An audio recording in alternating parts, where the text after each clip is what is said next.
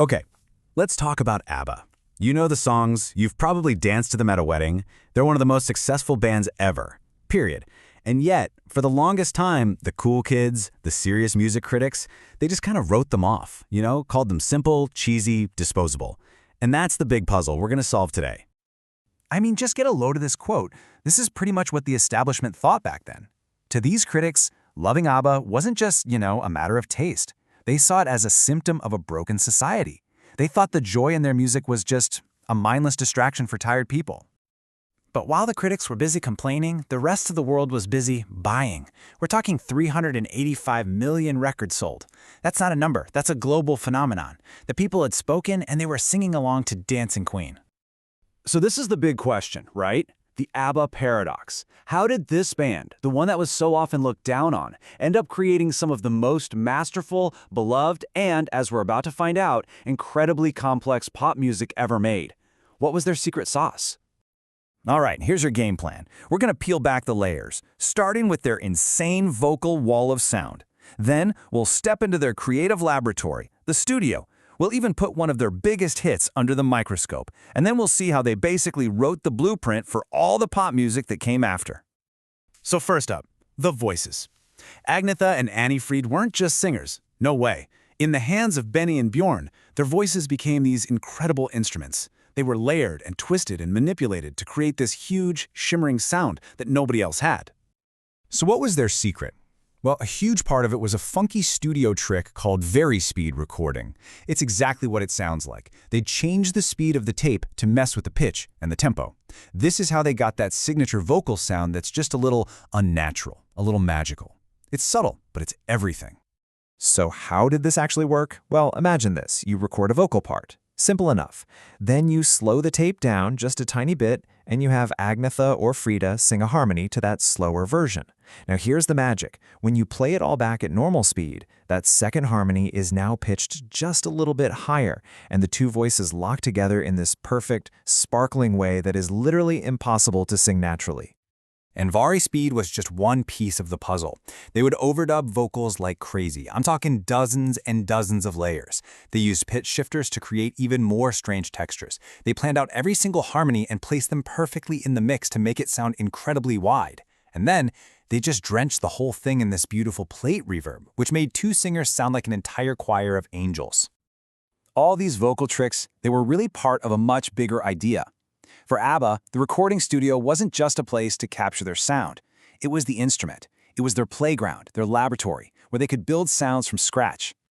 And you don't have to take my word for it, Agnetha said it herself. The live shows were fine, but the real creative work, the place where the songs truly came to life, was in the studio. That was their happy place, where they could just perfect everything.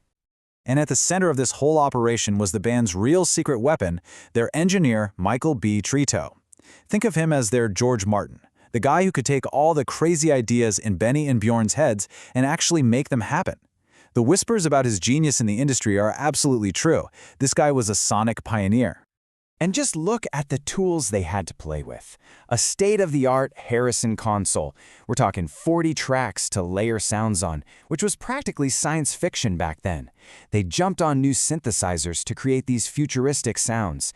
And there they are again, the pitch shifter and the plate reverb, the key ingredients Tretow used to build that legendary wall of sound.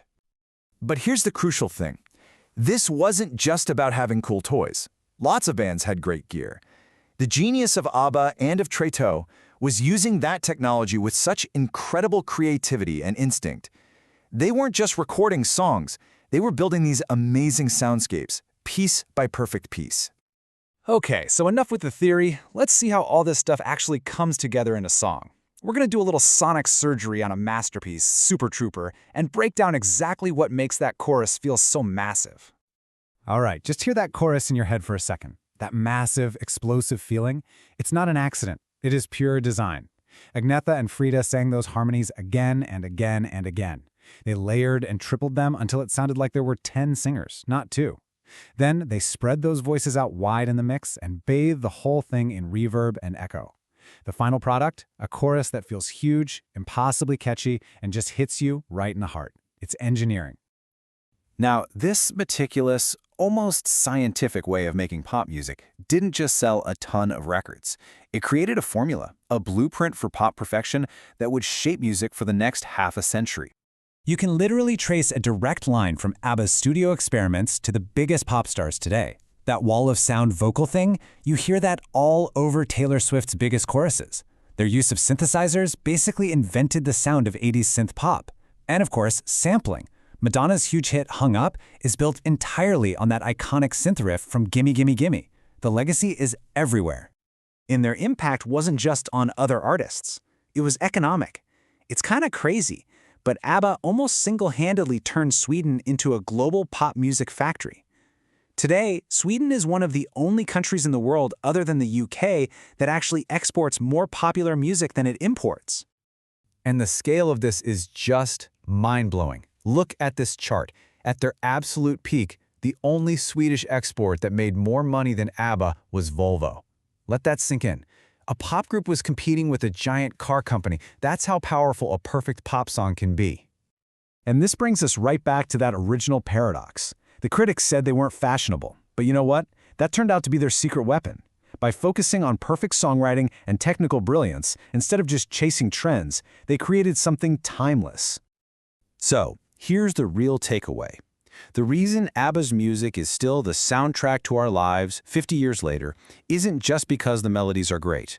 It's because of all that hidden genius, all that meticulous work in the studio. These songs were literally engineered to bring you joy, and they were engineered to last forever. And it leaves you with one last question to chew on. If all of this incredible complexity was hiding just beneath the surface of an ABBA song, what other masterpieces have we missed? What other pop songs have we just dismissed as simple, when really there's a whole universe of genius inside, just waiting for us to listen a little closer?